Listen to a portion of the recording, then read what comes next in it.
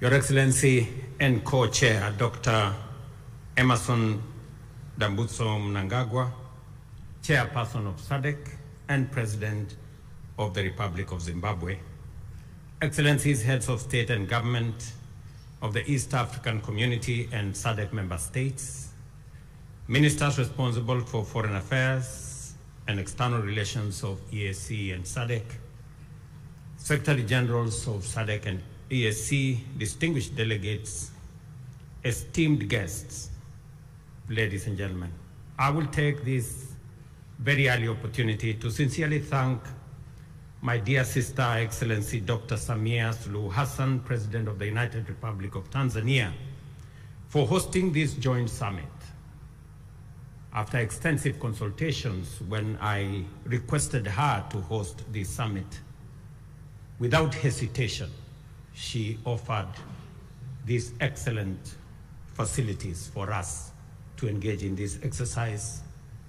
My dear sister, thank you very much. We're truly grateful.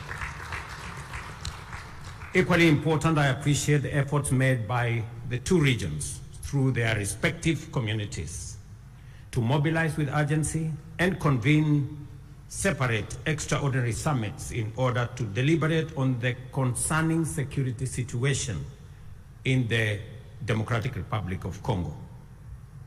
Excellencies, together,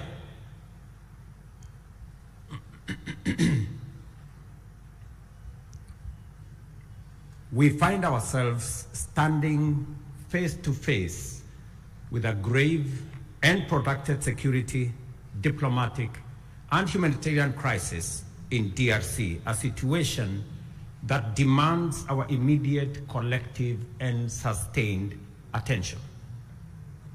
The East region of DRC has been engulfed in a devastating conflict for over 2 decades now, and this tragedy has claimed thousands of lives, displaced countless civilians, inflicted unbearable suffering and loss, and set back the development momentum of one of the most promising countries in the world. The recent escalation of hostilities in Goma and the surrounding areas is a stark reminder of the increasing fragility the situation presents, and that only collective action to facilitate a negotiated solution will offer relief.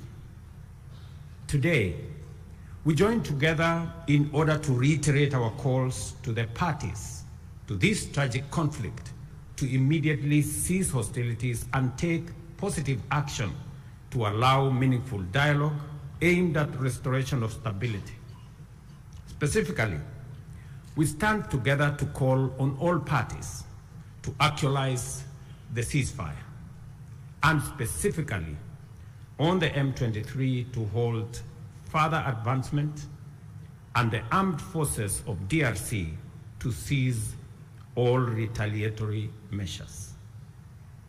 An immediate ceasefire is the only way by which we can create necessary conditions for constructive dialogue and implementation of a comprehensive peace agreement.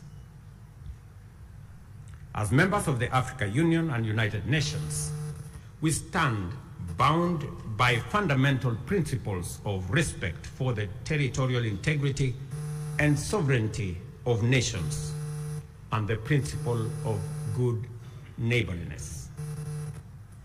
These twin principles are the surest safeguards for the realization of peaceful coexistence.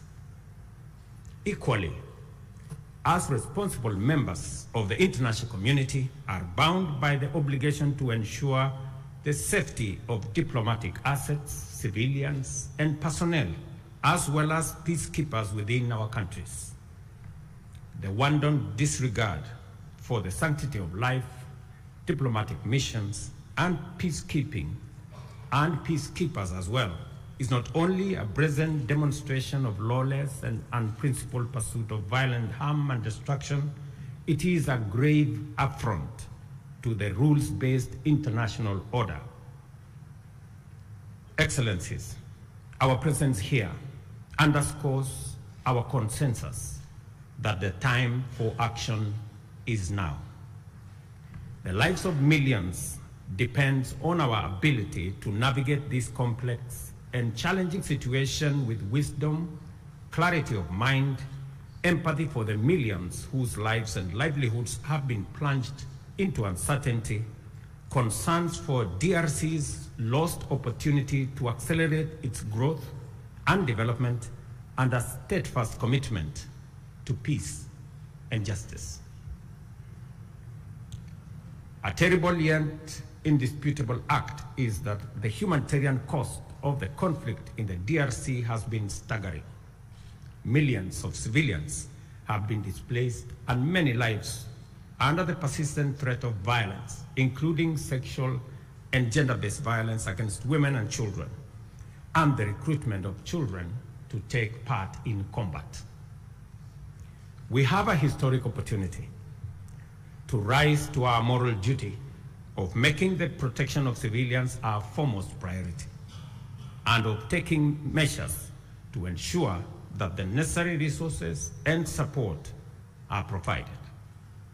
For many well-known reasons, the situation in DRC implicates the broader global community.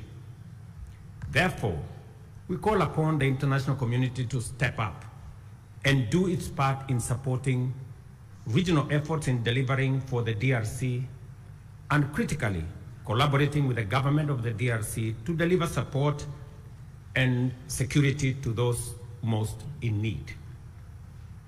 It is clear that the conflict in DRC is complex, delicate, protracted, and involves multiple actors pursuing different interests. The issues at stake span a wide historical, economic, and political spectrum, run back in time for many decades, and spill across national and regional borders.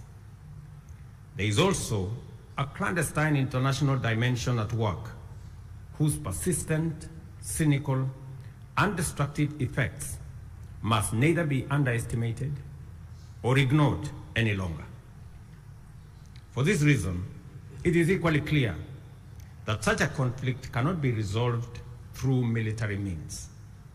We must resist the temptation to think that we can somehow shoot or bombard our way into a solution in the face of such a complex situation.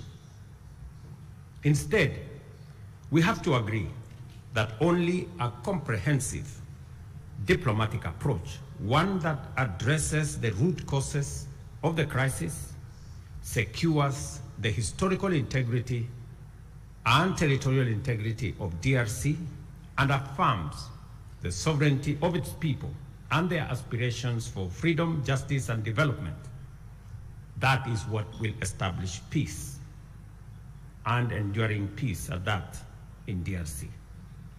Such an approach must also bring together multiple stakeholders, regional states, international bodies, political organizations, civil society groups, and the Congolese government itself to dialogue and collaborate in order to explore, develop, and implement a lasting solution.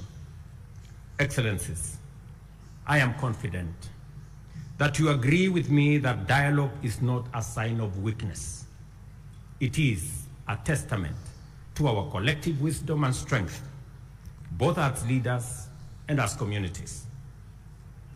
It shows our capacity to articulate issues patiently and clearly, listen to each other, consult comprehensively with a common goal in mind, and negotiate patiently until we reach a better outcome than the bitter results of bloodshed.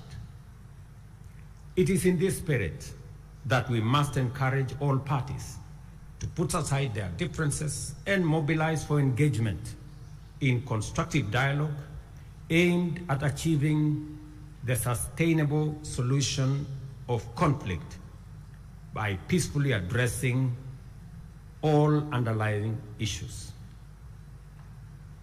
I believe that we have a singular opportunity to build on the gains and lessons of Luanda and Nairobi peace processes. We have a historic opportunity as the broader neighborhood of the DRC to mobilize our collective will into a fused, single, and coherent initiative towards the resolution of this complex crisis.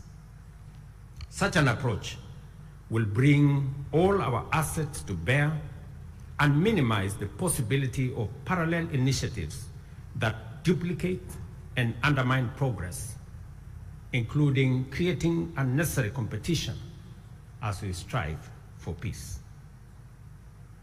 My dear brothers and sisters, this calls for our unwavering political support. I therefore urge Your Excellencies at this extraordinary joint summit to deploy our best effort and muster our total commitment to facilitate a sustainable settlement that lays the foundation for a stable and prosperous Democratic Republic of Congo. I dare say, Excellencies, the situation may be complex, it may be protracted, it may have been with us for years,